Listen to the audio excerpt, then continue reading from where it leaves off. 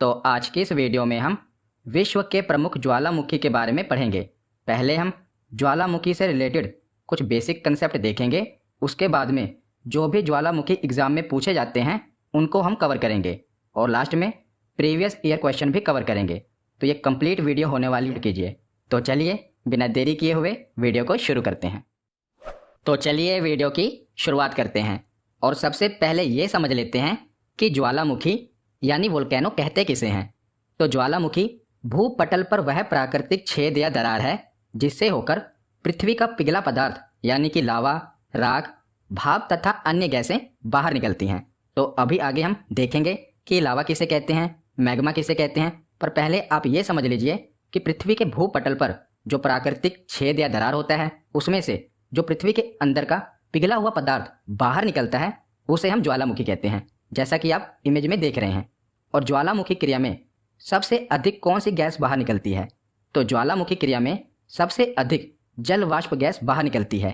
ये एग्जाम में पूछा गया है, याद रखिएगा कि ज्वालामुखी क्रिया में कौन सी गैस सबसे ज़्यादा बाहर निकलती है? जल वाष्प सबसे ज़्यादा बाहर निकलते हैं। ज्वालामुखी में देखा जाए तो जल वाष्प की मात्रा 60 से लेकर 90% तक होती है। कितनी? 60 से लेकर 90%। इससे हम कह सकते हैं कि ज्वालामुखी में जल वाष्प की मात्रा सबसे अधिक होती है। और इसके अलावा भी carbon dioxide, sulphur dioxide, hydrogen तथा नाइट्रोजन जैसी गैसें भी अन्य गैसें इससे बाहर निकलती हैं, पर सबसे ज़्यादा देखा जाए तो जल वाष्प गैस इससे बाहर निकलती है। और ये एग्जाम में कई बार पूछा गया है, याद रखिएगा। अब हम आगे देखते हैं। तो आगे अब हम ज्वालामुखी से रिलेटेड कुछ चीज़ें पूछ ली जाती हैं। पहले इनके बारे में समझ लेते हैं, जैसे कि क्रेटर क्या है, लावा क्या है। पहले हम इनके बारे में पढ़ लेते हैं। तो क्रेटर क्या होता है? तो ज्वालामुखी के कप के आकार के मुख को क्रेटर कहते हैं। तो आप ये जो देख रहे हैं यह है ज्वालामुखी। तो इसके ऊपर जो ये छिद्र है ना, कप के आकार का, जहाँ से लावा बाहर निकल रहा है, इसी को हम क्रेटर कहते हैं। तो जहाँ से लावा बाहर निकल रहा है इस छिद्र को क्रेटर कहा जाता है और इसकी आकृति कप के समान होती है। उसके बाद देखते हैं कि मैग्मा किसे कहते हैं। पहले हम पढ़ लेते हैं, फिर मैं आपको समझा दूंगा। तो मैग्मा चट्टानों का पिघला हुआ रूप है जिसकी रचना ठोस, आधी पिघली अथवा पूरी तरह से पिघली चट्टानों के द्वारा होती है और जो पृथ्वी के सतह के नीचे निर्मित होता है। याद रखिएगा, यह पृथ्वी के सतह के नीचे निर्मित होता है। तो मैं अब आपको आसान भाषा में समझाता हूँ कि मैग्मा क्या होता है। तो देखिए, एक होता है मैग्मा और एक होता है लावा। तो ये एक ही चीज़ है। जब ये जो तरल पदार्थ आप देख रहे हैं ये ऊपर की तरफ, यह है लावा। जब यही लावा धरातल के नीचे होता है तो उसे हम मैग्मा कह देते हैं। और जब यही मैग्मा धरातल से ऊपर बाहर की ओर आता है तो जो आप ये तरल पदार्थ देख रहे हैं फिर इसे हम लावा कह देते हैं। तो ये एक ही चीज़ है। जब धरातल के नीचे होती है तो हम मैग्मा कह देते हैं और यही मैग्मा जब छिद्र से बाहर की ओर निकल जाता है तो उसे हम लावा कह देते हैं। तो याद रखिएगा, लावा क्या है? मैग्मा के बाहर निकलने वाले रूप को ही लावा कहा जाता है। अब हम देखते हैं कि सिंडर किसे कहा जाता है। तो बाहर हवा में उड़ा हुआ लावा शीघ्र ही ठंडा होकर छोटे ठोस टुकड़ों में बदल जाता है, जैसा कि आप देख रहे हैं। तो इसी को हम सिंडर कह देते हैं। तो जब ये लावा बाहर की ओर आता है तो ठंडा होकर ठोस अवस्था में बदल जाता है और उसी को हम सिंडर कह देते हैं। तो आशा करता हूँ आप क्रेटर, मैग्मा, लावा और सिंडर के बारे में समझ गए होंगे। ये एग्जाम में पूछा जाता है, सीधा ही क्वेश्चन दिया होगा और ऑप्शन दिए होंगे, आपको आना चाहिए। तो मैग्मा और लावा एक ही चीज़ है। जब ये धरातल के नीचे होता है ये तरल पदार्थ तो इसे मैग्मा कहते हैं, जब ये बाहर की ओर आता है तो लावा कहते हैं। अब हम आगे देखते हैं। तो आगे अब हम ज्वालामुखी के प्रकार देख लेते हैं। तो ज्वालामुखी को उनकी अवधि के अनुसार 3 प्रकार में बांटा गया है। पहला है सक्रिय ज्वालामुखी, जिसे इंग्लिश में कहते हैं एक्टिव वोल्केनो। दूसरा है प्रसुप्त ज्वालामुखी, जिसे इंग्लिश में कहते हैं डोरमेंट वोल्केनो। और तीसरा है शांत ज्वालामुखी, जिसे इंग्लिश में कहते हैं एक्सटिंक्ट वोल्केनो। तो 3 प्रकार के ज्वालामुखी होते हैं। पहले देखते हैं सक्रिय ज्वालामुखी। तो इसके नाम से ही क्लियर है, एक्टिव वोल्केनो। तो सक्रिय ज्वालामुखी वह ज्वालामुखी है जिसमें लावा, गैस, राख, जलवाष्प तथा विखंडित पदार्थ हमेशा निकलते रहते हैं। तो ये हमेशा एक्टिव रहता है, इसीलिए हम इसे एक्टिव वोल्केनो कहते हैं। अब हम देखते हैं कि प्रसुप्त ज्वालामुखी किसे कहा जाता है। तो ऐसा ज्वालामुखी जो वर्षों से सक्रिय नहीं हुआ है, मतलब कि वो वर्षों से अभी एक्टिव नहीं हुआ है पर भविष्य में कभी भी एक्टिव हो सकता है। मतलब कि ऐसे ज्वालामुखी जो अभी तो सक्रिय नहीं हुए हैं पर इनकी आशंका है कि ये भविष्य में कभी भी सक्रिय हो सकते हैं, तो इसे हम प्रसुप्त ज्वालामुखी कहते हैं। तो हमें कैसे अंदाजा लगता है कि ये भविष्य में सक्रिय हो सकते हैं? क्योंकि बीच बीच में क्या होता है, इसमें से गैसें निकलने लगती हैं और आसपास के क्षेत्र में कंपन महसूस होता रहता है, जिसका मतलब ये है कि ये बताना चाहता है कि अभी भले ही मैं शांत हूँ पर भविष्य में कभी भी सक्रिय हो सकता हूँ, तो इसीलिए इसे प्रसुप्त ज्वालामुखी कहते हैं, क्योंकि ये भले अभी शांत है पर भविष्य में कभी भी सक्रिय हो सकता है। अब तीसरा ज्वालामुखी देखते हैं, तो इसे कहते हैं शांत ज्वालामुखी यानी कि एक्सटिंक्ट वोल्केनो। तो इसके तो नाम से ही क्लियर है, तो ऐसे ज्वालामुखी जो कई वर्षों से एक्टिव नहीं हुए हैं और जिनकी भविष्य में भी सक्रिय होने की संभावना नहीं है, उन्हें शांत ज्वालामुखी कहेंगे। तो प्रसुप्त ज्वालामुखी और शांत ज्वालामुखी, इसमें डिफरेंस क्या है? तो देखिए, प्रसुप्त ज्वालामुखी वो हैं जो कई वर्षों से सक्रिय नहीं हुए पर भविष्य में सक्रिय हो सकते हैं, पर जो शांत ज्वालामुखी हैं ये भी कई वर्षों से सक्रिय नहीं हुए पर भविष्य में भी इनके सक्रिय होने की संभावना ना के बराबर है, यानी कि बहुत ही कम है, इसीलिए इसे शांत ज्वालामुखी कहते हैं। तो आशा करता हूं आपको सक्रिय ज्वालामुखी, प्रसुप्त ज्वालामुखी और शांत ज्वालामुखी क्या होता है, इनके बीच में क्या अंतर है, समझ आ गया होगा। अब हम आगे देखते हैं।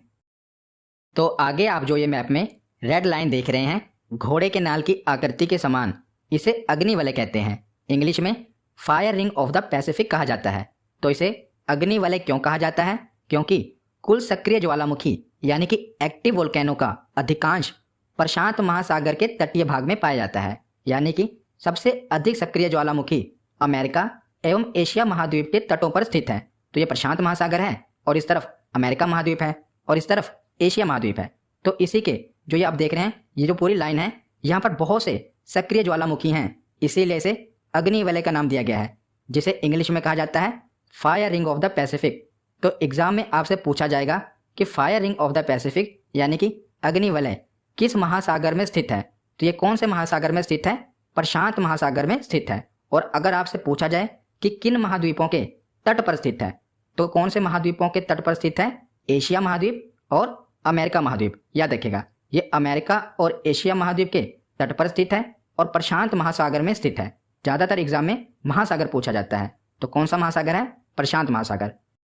तो आगे अब हम एक एक करके विश्व के प्रमुख ज्वालामुखी के बारे में पढ़ना शुरू करते हैं। तो वैसे देखा जाए तो बहुत से ज्वालामुखी हैं, पर जो एग्जाम के लिए इंपॉर्टेंट हैं उन्हीं के बारे में हम पढ़ेंगे, और जो अभी करंट में न्यूज़ में रहे हैं उनके बारे में भी हम साथ ही में पढ़ लेंगे। तो शुरुआत हम करते हैं कि विश्व का सबसे अधिक सक्रिय ज्वालामुखी कौन सा है? तो विश्व का सबसे एक्टिव वोल्केनो कौन सा है? तो इसका नाम है किलायू। याद रखिएगा, इसे किलामू भी कहते हैं। ये यूएसए के हवाई द्वीप पर स्थित है। तो यूएसए का अधिकार क्षेत्र है हवाई द्वीप पर। ये आप जो देख रहे हैं मैप में, यह है हवाई द्वीप जो कि यूएसए के पश्चिम में स्थित है। तो यहीं पर है किलायू ज्वालामुखी, याद रखिएगा। और यह विश्व का सबसे अधिक सक्रिय ज्वालामुखी है। ये कई बार एग्जाम में पूछा गया है। तो आगे अब हम अमेरिका से रिलेटेड जो भी ज्वालामुखी हैं एग्जाम में पूछे जाते हैं उनके बारे में पढ़ते हैं। तो एक तो हमने पढ़ लिया, इसका नाम है किलायू ज्वालामुखी, ये हवाई द्वीप पर स्थित है।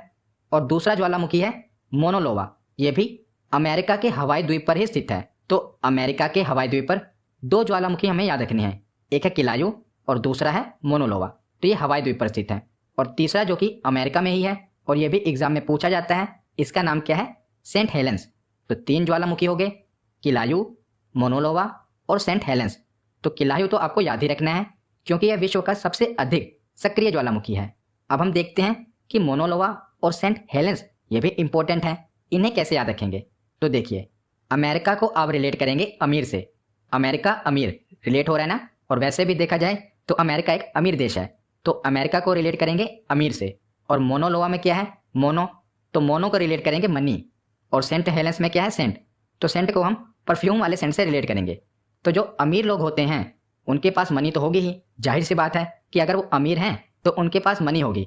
तो अमीर से हमने किसे रिलेट किया था? अमेरिका से। उनके पास क्या होगी? मनी, मनी यानी मोनो। और अगर वो अमीर हैं तो सेंट वगैरह का इस्तेमाल भी करेंगे। तो ये कहानी से आप अपने आप बना लीजिए कि अमीर लोग हैं तो उनके पास मनी तो होगी ही, अगर मनी है तो सेंट वगैरह भी वो लगाते ही होंगे अमीर हैं तो ये तीनों ही चीज़ आप आपस में इसी प्रकार कहानी से बनाकर रिलेट कर सकते हैं, जिससे आपको ये कभी भूलेगा नहीं। तो आप इस ट्रिक से भी इसे याद कर सकते हैं, और वैसे भी अगर आपको याद है तो और अच्छा है।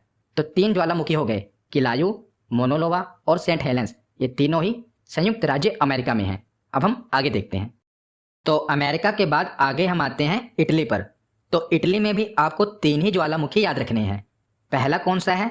विसुवियस ज्वालामुखी, और यह एक प्रसुप्त ज्वालामुखी है, यानी कि अभी तो यह सक्रिय नहीं है पर भविष्य में कभी भी सक्रिय हो सकता है। तो यह है विसुवियस ज्वालामुखी। दूसरा कौन सा है? Mount Etna.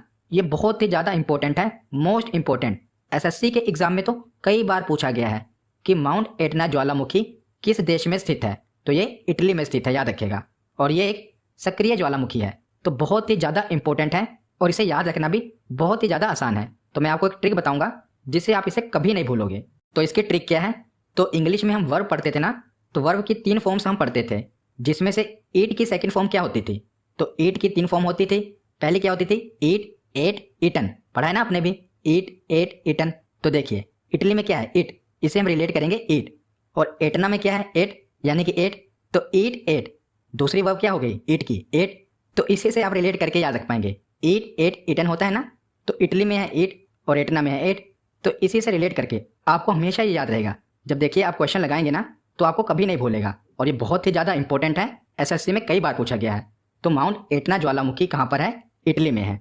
अब तीसरा ज्वालामुखी देखते हैं, तो इसका नाम है स्ट्राम्बोली ज्वालामुखी। ये भी बहुत ज़्यादा इंपॉर्टेंट है और यह भी एक सक्रिय ज्वालामुखी है। स्ट्राम्बोली एक सक्रिय ज्वालामुखी है और इटली के सिसिली के उत्तर में लिपारी द्वीप पर यह स्थित है और इसे भूमध्य सागर का प्रकाश स्तंभ भी कहते हैं।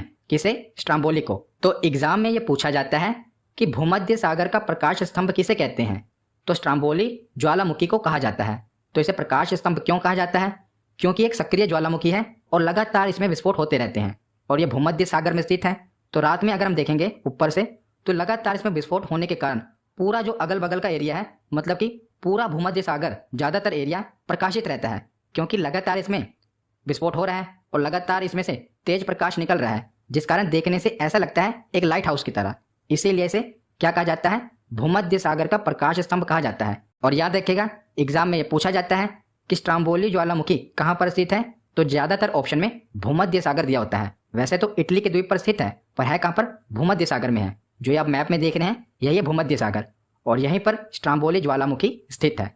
अब हम आगे देखते हैं। तो इटली के बाद है इंडोनेशिया। इंडोनेशिया में आपको 2 ज्वालामुखी याद रखने हैं और यही 2 एग्जाम में पूछे जाते हैं। पहला है क्राकाटोवा ज्वालामुखी और दूसरा है माउंट मेरापी ज्वालामुखी। तो ये दोनों ही ज्वालामुखी इंडोनेशिया में स्थित हैं। कौन कौन से? क्राकाटोवा और माउंट मेरापी ज्वालामुखी। तो आगे ये तीनों ही ज्वालामुखी बहुत बार एग्जाम में पूछे जाते हैं। तो पहला है कोटोपैक्सी ज्वालामुखी, जो कि कहाँ पर स्थित है? इक्वाडोर में। तो साउथ अमेरिका की कंट्री है इक्वाडोर, जहाँ से भूमध्य रेखा होकर गुजरती है। तो कोटोपैक्सी ज्वालामुखी इक्वाडोर में स्थित है और एग्जाम में पूछा क्या जाता है कि विश्व का सबसे ऊंचा ज्वालामुखी पर्वत कौन सा है? तो वो कोटोपैक्सी ज्वालामुखी है। याद रखिएगा, जब पूछा जाए कि विश्व का सबसे ऊंचा ज्वालामुखी पर्वत कौन सा है, तो उसका जवाब होगा कोटोपैक्सी। दूसरा ज्वालामुखी है, इसका नाम है ओजोस डेल सलाडो और यह अर्जेंटीना और चिली के बॉर्डर पर स्थित है। याद रखिएगा, ये दोनों के बॉर्डर पर स्थित है। इसका नाम क्या है? ओजोस डेल सलाडो और यह विश्व का सबसे ऊंचाई पर स्थित सक्रिय ज्वालामुखी है। ऊपर हमने पढ़ा कि वह विश्व का सबसे ऊंचा ज्वालामुखी पर्वत है और नीचे है कि यह विश्व का सबसे ऊंचाई पर स्थित सक्रिय ज्वालामुखी है, यानी कि एक्टिव वोल्केनो है। इसका नाम क्या है? ओजोस डेल सलाडो और यह अर्जेंटीना और चिली के बॉर्डर पर स्थित है। याद रखिएगा। तीसरा ज्वालामुखी है एकांकागुआ ज्वालामुखी और यह एंडीज पर्वतमाला पर स्थित है। शुरुआत दोनों के ए से हो रही है। एकांकागुआ ज्वालामुखी एंडीज पर्वतमाला पर स्थित है और यह विश्व का सबसे ऊंचाई पर स्थित शांत ज्वालामुखी है। कौन सा? शांत ज्वालामुखी। तो तीनों हमने पढ़ लिए। सबसे ऊंचा कौन सा है? कोटोपैक्सी। सबसे ऊंचाई पर स्थित एक्टिव वोल्केनो कौन सा है? तो है ओजोस डेल सलाडो। और तीसरा सबसे ऊंचाई पर स्थित शांत ज्वालामुखी कौन सा है? तो वो है एकांकागुआ ज्वालामुखी। तो वैसे भी जब हमें शांति चाहिए होती है तो हम एकांत में बैठते हैं, यानी कि अकेले में बैठते हैं। तो एकांत को आप रिलेट कर सकते हैं एकांकागुआ से। एकांक, एकांक, एकांत। तो जब हमें शांति चाहिए होती है तो हम एकांत में बैठते हैं। तो एकांकागुआ ज्वालामुखी कहाँ पर है? एंडीज पर्वतमाला पर स्थित है। तो आगे अब हम जो अन्य ज्वालामुखी हैं उनके बारे में पढ़ते हैं। तो पहला है देवबंद ज्वालामुखी, जिसे देवबंद ज्वालामुखी भी कहते हैं और ये कहाँ पर स्थित है? तो ये ईरान में स्थित है, देवबंद ज्वालामुखी। अगला ज्वालामुखी है पोपा ज्वालामुखी। ये बहुत ही ज़्यादा इंपॉर्टेंट है। तो पोपा ज्वालामुखी कहाँ पर स्थित है? म्यांमार में। तो ये इंपॉर्टेंट है। तो देखिए इसे कैसे याद रखेंगे। तो म्यांमार के पीछे क्या है? मार। और पोपा को आप रिलेट करेंगे पापा से। पोपा, पापा। और म्यांमार के पीछे क्या है? मार। तो अक्सर हमें पापा से मार पड़ती रहती थी, तो इससे आपको ये याद रहेगा कि अक्सर हमें पापा से मार पड़ती रहती थी ना। तो पोपा में क्या है? पापा और म्यांमार के पीछे क्या है? मार। ये इंपॉर्टेंट है, इससे आपको याद रहेगा। तो अगला ज्वालामुखी है किलिमंजारो ज्वालामुखी। तो ये कहाँ पर स्थित है? तंजानिया में। और आपको पता ही होगा कि जो किलिमंजारो है ये अफ्रीका महाद्वीप की सबसे ऊंची पर्वत चोटी है, इसी का नाम है किलिमंजारो। तो यहीं पर ज्वालामुखी है जो कि तंजानिया में स्थित है और कई बार एग्जाम में पूछा गया है, याद रखिएगा। तो अगला ज्वालामुखी है माउंट एरबुश और यह है अंटार्कटिका महाद्वीप पर स्थित है। नाम क्या है? माउंट एरबुश। और यह भी इंपॉर्टेंट है क्योंकि यह अंटार्कटिका महाद्वीप का अकेला सक्रिय ज्वालामुखी है। क्या नाम है? माउंट एरबुश। इसके बाद हम देखते हैं तो आपको दो ज्वालामुखी याद रखने हैं जो कि जापान में है। पहला है फ्यूजीयामा ज्वालामुखी। क्या नाम है? फ्यूजीयामा ज्वालामुखी। और इसके पीछे क्या है? यामा। और आपको पता है कि एक यामाहा मोटरसाइकिल भी है, वो भी जापान की है, तो उसी से आप रिलेट कर लेना। आपने देखा होगा ना यामाहा मोटरसाइकिल, वो जापान की है और इसके नाम में क्या है ज्वालामुखी के? फ्यूजीयामा। तो ये भी जापान में है। उसके बाद अगला ज्वालामुखी है माउंट एसो। तो ये अभी 2 दिन पहले यह ज्वालामुखी सक्रिय हुआ है और जापान में काफ़ी नुकसान हुआ है इस ज्वालामुखी के कारण। तो ये काफ़ी न्यूज़ में था, इसीलिए इंपॉर्टेंट है। इसका नाम क्या है? माउंट एसो। यह भी करंट में ही सक्रिय हुआ है 2 दिन पहले ही जापान में, तो इसीलिए मैंने इसे कवर कर दिया। ये आपके एग्जाम में पूछा जा सकता है। तो 2 ज्वालामुखी हो गए, फ्यूजीयामा और माउंट एसो। तो यामा तो मैंने आपको ट्रिक से बता दिया और माउंट एसो अभी करंट न्यूज़ में रहा है, तो आपको याद होना चाहिए। तो उसके बाद हम आते हैं इंडिया में। तो इंडिया में 2 ज्वालामुखी आपको याद रखने हैं। पहला है नारकोंडम ज्वालामुखी और दूसरा है बैरन ज्वालामुखी। तो ये दोनों ही ज्वालामुखी अंडमान निकोबार द्वीप पर स्थित हैं। तो जो नारकोंडम ज्वालामुखी है ये भी अंडमान निकोबार द्वीप पर स्थित है और बैरन ज्वालामुखी भी अंडमान निकोबार द्वीप पर स्थित है। तो बैरन ज्वालामुखी ये बहुत ज़्यादा इंपॉर्टेंट है और अभी एनटीपीसी के एग्जाम में तो कई बार पूछा गया था। और इम्पोर्टेंट क्यों है? क्योंकि बैरन ज्वालामुखी भारत का एकमात्र सक्रिय ज्वालामुखी है, इसीलिए एग्जाम में कई बार पूछा गया है, क्योंकि ये हमारे भारत का एकमात्र एक्टिव वोल्केनो है। इसका नाम क्या है? बैरन ज्वालामुखी। तो हमारा थ्योरी सेक्शन यहीं पर कंप्लीट होता है। अब हम प्रीवियस ईयर क्वेश्चन देखते हैं। तो पहला प्रश्न है कि किस ज्वालामुखी में अक्सर उद्गार होती रहती है, यानी कि कौन से ज्वालामुखी में अक्सर विस्फोट होते रहते हैं? तो उसे हम कहेंगे सक्रिय ज्वालामुखी, यानी कि एक्टिव वोल्केनो। अगला प्रश्न है कि लंबे समय तक शांत रहने के पश्चात विस्फोट होने वाला ज्वालामुखी क्या कहलाता है? तो जो ज्वालामुखी लंबे समय तक शांत था पर अब वह सक्रिय हो गया, तो उसे हम कहेंगे प्रसुप्त ज्वालामुखी। अगला प्रश्न है कि निम्नलिखित में से किसे भूमध्य सागर का लाइट हाउस कहा जाता है? तो बताइए किसे भूमध्य सागर का लाइट हाउस कहा जाता है? तो स्ट्राम्बोली ज्वालामुखी को भूमध्य सागर का लाइट हाउस कहा जाता है। अगला प्रश्न है कि निम्नलिखित में से कौन विश्व का सबसे ऊंचा ज्वालामुखी पर्वत है? तो विश्व का सबसे ऊंचा ज्वालामुखी पर्वत है माउंट कोटोपैक्सी। अगला प्रश्न है कि ज्वालामुखी के कप आकार के मुख को क्या कहा जाता है? तो क्या कहा जाता है? जो ज्वालामुखी के ऊपर छिद्र होता है कप के आकार का, उसे क्या कहा जाता है? तो उसे क्रेटर कहा जाता है।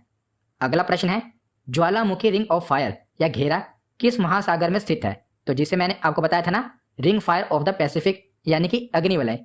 तो बताइए किस महासागर में स्थित है? तो वो प्रशांत महासागर में स्थित है।